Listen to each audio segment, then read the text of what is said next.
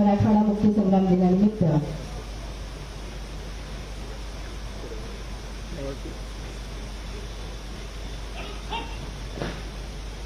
मी या ठिकाणी मराठवाडा मुक्ती संग्राम दिनानिमित्त मुख्य शासकीय ध्वजारोहण सोहळा माननीय आमदार श्री देवेंद्रजी फडणवीस साहेब, मुख्यमंत्री महाराष्ट्र राज्य यांच्या शुभ हस्ते संपन्न होत आहे। त्याच्या समवेत आहेत माननीय पालकमंत्री संजयजी शिरसाट साहेब, त्याचप्रमाणे माननीय जिल्हाधिकारी दिलीप स्वामी साहेब, माननीय विभागीय आयुक्त साहेब जितेंद्रजी पापळकर सर आणि माननीय पोलीस आयुक्त प्रवीणजी पवार।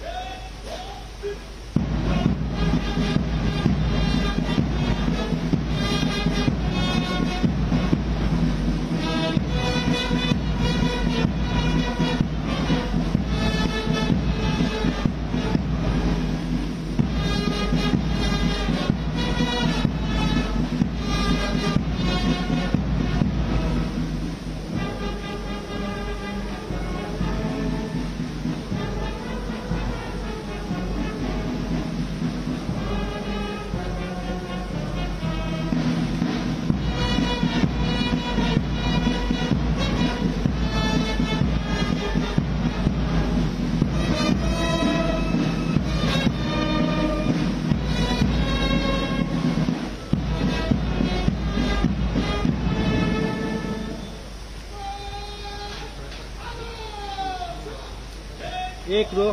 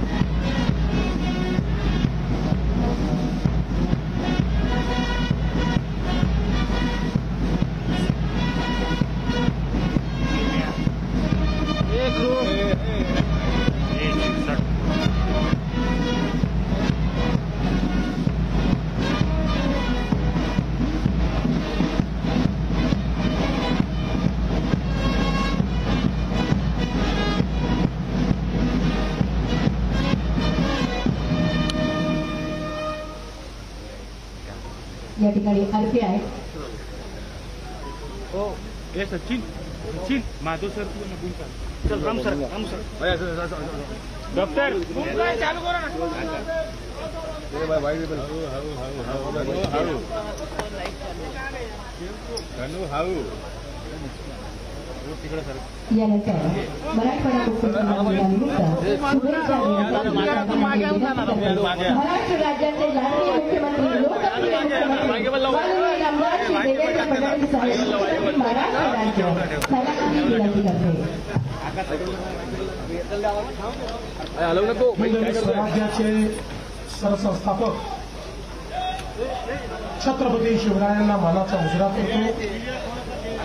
भारतीय राज्यघटनेचे शिल्पकार भारतरत्न बाबासाहेब आंबेडकर यांना मानवंदना अर्पित करतो। असंख्य स्वातंत्र्य संग्राम सेनानींनी भारतीय स्वातंत्र्य लढ्यात आणि तदनंतर हैदराबाद मुक्ती संग्रामामध्ये योगदान दिलं, बलिदान दिलं, अशा अनेक पुण्यात्मांना आदरांजली अर्पित करतो. आणि आज त्यातलीच काही मंडळी या ठिकाणी देखील उपस्थित आहे. अशा सर्व स्वातंत्र्य संग्राम सेनानींना मानाचा मुजरा करतो. आज या ठिकाणी उपस्थित असलेले राज्याचे सामाजिक न्याय मंत्री आणि आपल्या संभाजीनगर जिल्ह्याचे पालकमंत्री माननीय संजय शिरसाटजी, सर्व सन्माननीय खासदार, आमदार, लोकप्रतिनिधी आणि या ठिकाणी उपस्थित सर्व माता भगिनी आणि बंधूंनो, खरं म्हणजे मला या गोष्टीचं अतिशय दुःख आहे की आपण मुक्ती संग्रामाचा कार्यक्रम करतोय आणि त्यामध्ये येऊनही काही लोक नारेबाजी करतात. यापेक्षा मोठा स्वातंत्र्य संग्राम सेनानींचा अपमान या ठिकाणी असू शकत नाही. पण ईश्वर त्यांना सुबुद्धी देईल. 4च माणसं येतात आणि अशा प्रकारे नारेबाजी करून प्रसिद्धी मिळवण्याचा प्रयत्न करतात, हे योग्य नाही. तथापि मी त्या संदर्भात काहीच बोलणार नाही. आज खरं म्हणजे ज्यांनी या स्वातंत्र्य लढ्यामध्ये आपल्या या मराठवाड्याला मुक्त करण्याकरता खूप मोठ्या प्रमाणात लढा उभारला, ते स्वामी रामानंद तीर्थ असतील, गोविंदभाई श्रॉफ असतील, दिगंबरराव बिंदू असतील, अरविंद नारायण रेड्डी असतील, देवीसिंगजी चव्हाण, भाऊसाहेब बनशंपायन, शंकरसिंग नाईक, विजेंद्रजी काबरा, बाळासाहेब परांजपे, त्याचप्रमाणे काशीनाथ कुलकर्णी, दगडाबाई शेळके, विठ्ठलराव काटकर, हरिश्चंद्र जाधव, जनार्दन होर्टीकर गुरुजी, सूर्यभान पवार, विनायकराव चारठाणकर, अशी अनेक नावं या ठिकाणी आपल्याला घेता येतील की ज्यांनी आणि त्यांच्यासोबत असंख्य लोकांनी रजाकारांच्या जुलमातून या मराठवाड्याला मुक्त केलं. आणि भारतीय स्वातंत्र्य संग्रामाच्या निष्पत्तीतून भारत स्वतंत्र झाल्यानंतर जवळपास 13 महिने हा रणसंग्राम चालला आणि त्यातून मराठवाड्याला या ठिकाणी मुक्ती मिळाली. आणि म्हणूनच हा दिवस केवळ मराठवाड्याच्या मुक्तीचा दिवस नाही आहे, तर एक संघ भारत निर्मितीचा दिवस म्हणून देखील या दिवसाकडे आपण पाहू शकतो. आणि म्हणूनच या सर्व लोकांचा आदर ठेवणं हे आपलं परम कर्तव्य आहे. आज आपल्याला माहिती आहे की मराठवाड्याच्या सर्वांगीण विकासाकरता मोठ्या प्रमाणात आपण प्रयत्न करतो. नुकतंच मराठवाड्यामध्ये खूप मोठ्या प्रमाणात अतिवृष्टी झाली. या अतिवृष्टीमध्ये काही आमचे बंधू भगिनी दगावले, त्यांनाही मी श्रद्धांजली अर्पण करतो. आणि ज्या शेतकऱ्यांचं नुकसान या अतिवृष्टीमध्ये झालंय त्यांना सर्वांना तात्काळ मदत ही राज्य सरकारच्या वतीनं देण्यात येईल. आणि मराठवाड्यातल्या अतिवृष्टीग्रस्त शेतकरी असेल किंवा गावकरी असेल त्याच्या पाठीशी हे सरकार निश्चितपणे उभं राहील, हा विश्वास या निमित्ताने मी देऊ इच्छितो. यासोबत आपल्याला कल्पना आहे की दुष्काळ हा मराठवाड्याच्या 5वीला पुजला आहे आणि वर्षानुवर्ष दुष्काळाने होरपळणारा मराठवाडा आपण बघितलाय. पण आपल्या सरकारने निर्णय घेतला की मराठवाड्याचा दुष्काळ हा आता आपल्याला भूतकाळ करायचा आहे. एकीकडे आपण कृष्णा खोऱ्यातलं पाणी हे मराठवाड्यापर्यंत आणलं. आता दुसऱ्या टप्प्यामध्ये सांगली आणि कोल्हापूरचं पुराचं पाणी हे पुन्हा उजनीपर्यंत आणून ते मराठवाड्यात आपण आणणार आहोत. आणि त्याचसोबत उल्हास खोऱ्याचं 54 टीएमसी पाणी हे देखील आपण मराठवाड्यामध्ये आणणार आहोत. मराठवाड्याचा जो गोदावरीचं खोरं आहे, जे तुटीचं खोरं आहे, हे खोडं त्यातली तूट दूर करून या संदर्भात प्रत्येक शेतकऱ्यापर्यंत हे पाणी पोहोचवण्याचं काम निश्चितपणे आपल्या सरकारच्या माध्यमातून या ठिकाणी केलं जाईल। आणि याकरता आता हे केवळ कागदावर राहिलेलं नाही, तर याच्या सगळ्या मान्यता घेऊन याचा डीपीआर अंतिम टप्प्यामध्ये आहे। डिसेंबर पर्यंत याचा डीपीआर तयार होईल आणि त्यानंतर जानेवारी फेब्रुवारीमध्ये याचे टेंडर्स देखील आम्ही काढू आणि प्रत्यक्ष कामाला सुरुवात पुढच्या 6 महिन्यामध्ये या ठिकाणी आपण करणार आहोत। त्यामुळे आपण जे स्वप्न बघितलं होतं की मराठवाड्यातला दुष्काळ हा भूतकाळ झाला पाहिजे, त्याकडे आपण मोठ्या प्रमाणात आता काम सुरू केलं आहे। गेल्या 2 वर्षामध्ये 7 प्रकल्पांची घळवळणी ही आपण मराठवाड्यात केली। 38.48 दशलक्ष घनमीटर इतका पाणीसाठा नव्याने निर्माण आपण या ठिकाणी केला। यासोबत आपल्याला कल्पना आहे की 16 सप्टेंबर 2023 ला संभाजीनगर येथे मंत्रिमंडळाची बैठक झाली होती। अनेकांचा प्रश्न आहे की या बैठकीत झालेल्या निर्णयांचं काय झालं। खरं म्हणजे त्याचा सगळा लेखाजोखा या भाषणात सांगणं त्याकरता वेळ मला भरपूर लागेल, तो मी माध्यमांना उपलब्ध करून देईल। पण मी काही ठळक बाबी सांगू इच्छितो की त्यामध्ये घेतलेल्या निर्णयांमध्ये घृष्णेश्वर मंदिर 61 कोटी रुपये आपण दिले, तुळजाभवानी मंदिर 541 कोटीची आपण तरतूद केली, औंढ्या नागनाथ आराखड्याला मंजुरी दिली, मानव विकास कार्यक्रमाच्या अंतर्गत 94 बसेस दिल्या, संभाजीनगरला जवळपास या ठिकाणी 115 त्या ठिकाणी बसेस दिल्या, 9 महामार्गावर आयटीएमएसचा जो निर्णय घेतला होता त्याची जून महिन्यामध्ये वर्क ऑर्डर दिली, 916 अंगणवाड्यांची सुरुवात केली, 26,500 नवीन बचत गट तयार करून त्यामध्ये 2.70 लाख महिलांना जोडलं, भारतरत्न डॉक्टर बाबासाहेब आंबेडकर आदर्श शाळा योजनेच्या अंतर्गत 95 कोटीचा निधी वितरित केला, विविध स्मारके मंदिरे याकरता 253 कोटी रुपये दिले, 3121 कोटीच्या रस्त्यांची कामं ही सुरू केली जी प्रगतीपथावर आहे, हायब्रिड एन्युटी मधनं 7,719 कोटींची कामं आपण सुरू केली, बीड जिल्हा परिषद 70% आपण त्या ठिकाणी इमारतीचं काम पूर्ण केलं, जवळपास 4 लाख सिंचन विहिरीपैकी 30,000 पूर्ण केल्या आणि 1.14 लाख एवढ्या सिंचन विहिरीची कामं आपण सुरू केली।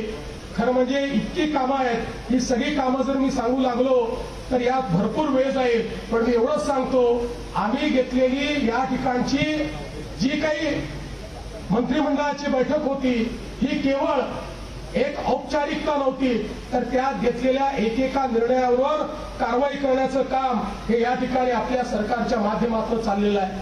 छत्रपती संभाजीनगर सारखा आमचं जे शहर आहे या शहराच्या पिण्याच्या पाण्याकरता त्या ठिकाणी 2700 कोटी रुपयाची योजना आपल्या सरकारने मंजूर केली आणि महानगरपालिकेचा 800 कोटीचा हिस्सा देखील आपण या ठिकाणी भरण्याचा निर्णय घेतला आणि आपल्याला माहिती आहे आता अंतिम टप्प्यामध्ये त्याचं देखील काम आहे। मी गेले अनेक वर्ष सांगत होतो की महाराष्ट्राच्या औद्योगिकरणाचा पुढचा टप्पा आणि पुढचं मॅग्नेट हे छत्रपती संभाजीनगर आणि जालना आणि त्यासोबत डीएमआयसीचा कॉरिडॉर होणार आहे। आज ते आपल्याला सत्य होताना दिसत आहे। समृद्धी महामार्गामुळे आणि या ठिकाणी डीएमआयसी मुळे आज सर्व गुंतवणूकदारांचं अतिशय महत्वाचं स्थान, ज्याला आपण फेवरेट स्थान म्हणू शकतो, ते आता छत्रपती संभाजीनगर झालेलं आहे। हुंडाईची या ठिकाणी आलेली गुंतवणूक हे दर्शवते की वेगळ्या राज्यात असलेले देखील मोठे मोठे उद्योग ते राज्य सोडून आपल्या छत्रपती संभाजीनगरला या ठिकाणी प्रिफरन्स देतात आणि आपल्याला खऱ्या अर्थानं गेल्या काही वर्षांमध्ये झालेली इन्व्हेस्टमेंट बघितली तर आता छत्रपती संभाजीनगर हे इलेक्ट्रिक व्हेकलचं ईव्हीचं देशाचं कॅपिटल बनतंय, देशाची राजधानी बनते, हे देखील मला या ठिकाणी सांगताना आनंद होतोय। आज अनेक मोठ्या प्रमाणात आपण गुंतवणुकी या ठिकाणी आणल्या आणि या गुंतवणुकीच्या माध्यमातून रोजगाराची निर्मिती ही मोठ्या प्रमाणात आपण करतोय आणि केवळ संभाजीनगरच नाही तर यासोबत लातूरची कोच फॅक्टरी आता अंतिम टप्प्यामध्ये ती सुरू होते। जवळपास 14,000 लोकांना त्या ठिकाणी रोजगार मिळणार आहे। आजच संभाजीनगरच नाही तर जसं मी सांगितलं मराठवाड्याच्या इतर भागात जे आपलं काम चाललेलं आहे, आता या कार्यक्रमानंतर आम्ही बीडला जाणार आहोत आणि बीडमध्ये वर्षानुवर्षाचं मराठवाड्याचं स्वप्न या ठिकाणी बीड पर्यंत रेल्वे धावली पाहिजे, अहिल्यानगर पासून बीड पर्यंतची रेल्वे, याचं आज प्रत्यक्षात स्वप्न हे पूर्ण करण्याचं काम आपल्या शासनाच्या माध्यमातून या ठिकाणी होत आहे. आणि म्हणून मी या निमित्ताने आपल्याला एवढंच सांगतो, देशाचे प्रधानमंत्री माननीय नरेंद्र मोदीजी यांच्या नेतृत्वामध्ये महायुतीचं सरकार, मी स्वतः असेल, एकनाथरावजी शिंदे, अजितदादा पवार असतील, आमचं सगळं मंत्रिमंडळ असेल, मराठवाड्याच्या हिताकरता आणि मराठवाड्याच्या प्रगतीकरता आम्ही काम करत राहू. आणि हे करत असताना आपल्या सगळ्यांचा आशीर्वाद आणि आपल्या सगळ्यांच्या सूचना या आमच्याकरता अत्यंत मोलाच्या ठरतील. मी आज या निमित्ताने पुन्हा एकदा या ठिकाणी उपस्थित असलेल्या स्वतंत्र संग्राम सेनानींचं अभिवादन करतो, हुतात्म्यांना श्रद्धांजली देतो. मराठवाडा मुक्ती दिनाच्या आपल्या सर्वांना मनापासून या ठिकाणी शुभेच्छा देत माझं बोलणं संपवतो. धन्यवाद. जय हिंद, जय महाराष्ट्र, जय मराठवाडा.